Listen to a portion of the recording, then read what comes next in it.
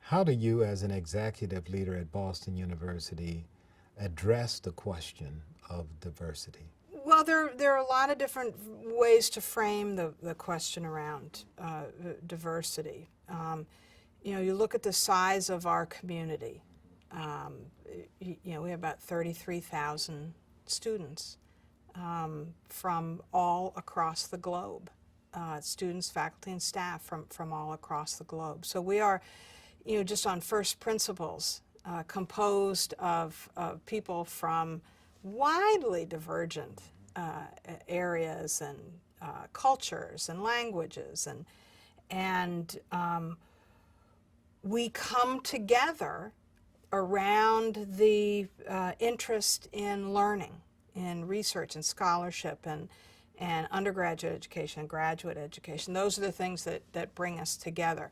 Does that mean we all get to the same point where we think the same thing and believe the same thing and want to do the same thing?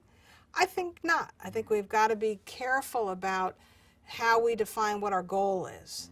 I think in order for Boston University to be a vibrant, invigorating community, we've got to have differences, because otherwise, what are your options for learning new things? So when I think about how the community of Boston University is defined, I think it's fine that we're going to have real differences among different groups within the community. That drives what's interesting about us. Kids who are born and raised in Massachusetts come to BU, and they can have friends and colleagues whose world experiences are profoundly different from them. And I think that's part of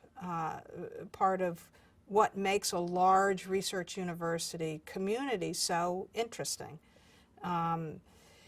To the question of inclusiveness, there's a lot of conversation now about how we balance the forces of free speech and providing a culture and a climate that is welcoming and inclusive.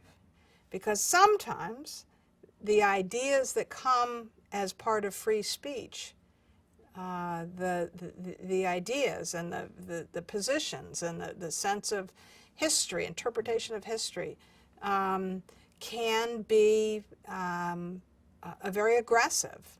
And there's a conversation nationally around what are called trigger warnings. Yes. That there ought to be in classrooms, that faculty should consider providing what's called a trigger warning to their students, that if they're going to discuss content or show pictures or do something, present material that has the potential to offend someone, that they should be given the opportunity to say, I don't want to hear it.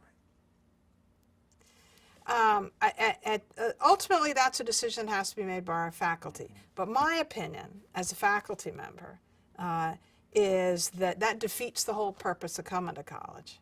I think you come to a place like BU in order to open your mind to those experiences and those ideas, and to say, I don't want to hear about that. I think that's completely counter to what we need to do. Now, do we have elements of our culture where we've been insensitive? Oh, you bet you we have. And I think the hard work around this is to sort out those